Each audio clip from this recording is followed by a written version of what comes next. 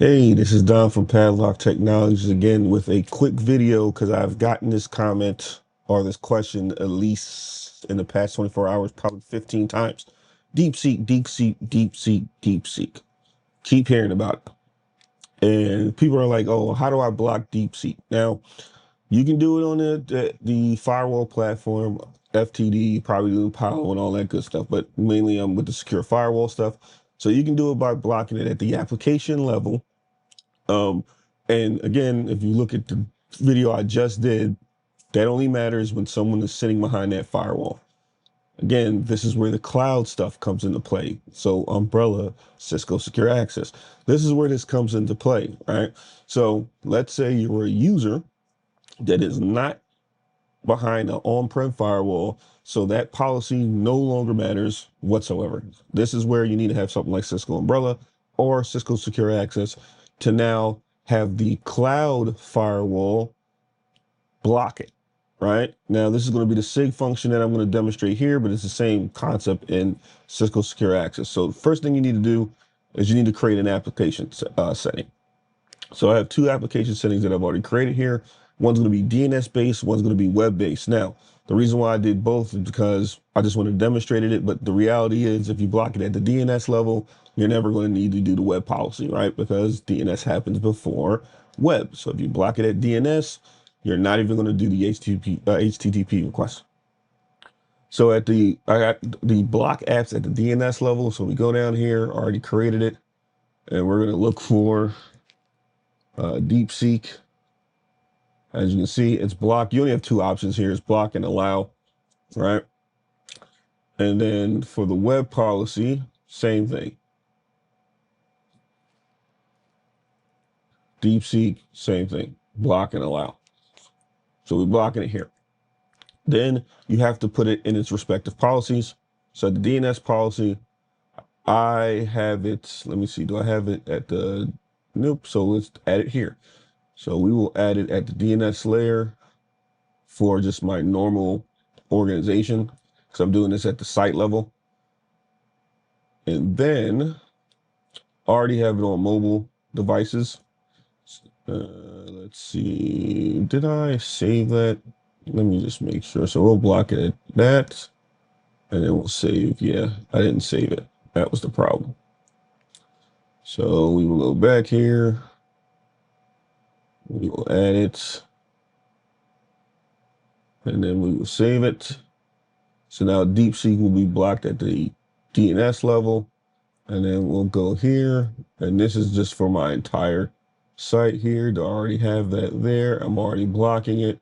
Yep, block web access here, so I'm blocking DeepSeek right now at the web level and the DNS level. Again, something simple. Once it's saved, everybody that's under this umbrella, see what I did there? Everybody that's under the umbrella here will get blocked. So your roaming clients, if you're applying this to roaming clients, if you have any tunnels that's going to umbrella, that's going to block DeepSeek. Same thing in secure access. If you had tunnels going to secure access and you're blocking DeepSeek, you would block DeepSeek there. You'd also do it at the roaming client level. And then we're going to do it at the mobile client level. So I have the phone right here that we're going to try to go to DeepSeek, and we're going to see what happens. Now, again, this is another quote unquote corporate asset. A lot of people miss this, right? And I did a video about how to protect your mobile assets, your phones from, bad guys. So this is one demonstration of this. So we go to, let's see, we try to go to DeepSeek.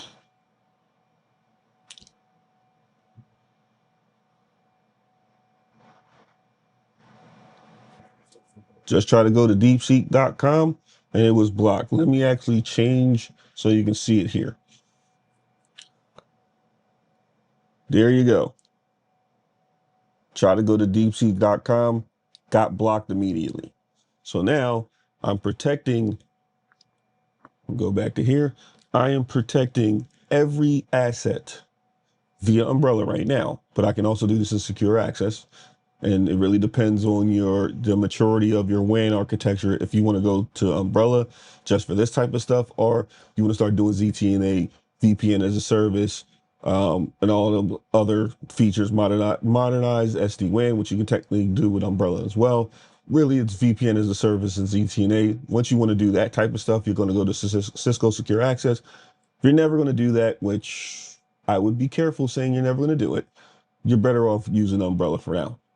But again, if you want those advanced features, you need to go to Cisco Secure Access. But just demonstrating here how to protect all your assets. So this means people sitting behind a firewall if I'm doing a tunnel to Umbrella, people sitting at home, at a friend's house, at Starbucks, whatever, internet cafes. I'm dating myself saying internet cafes.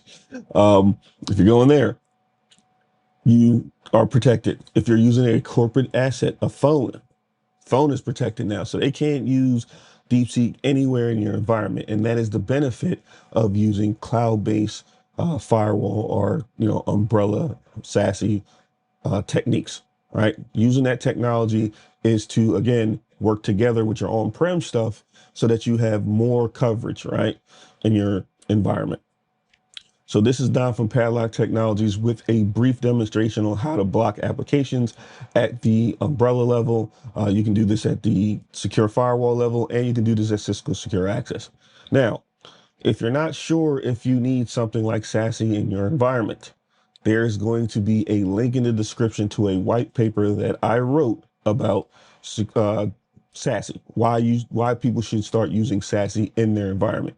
It's not a rip and replace thing. This is an additional thing that you would add to increase the coverage, right? Increase your security posture no matter where you are in the world. That's the whole point of SASE.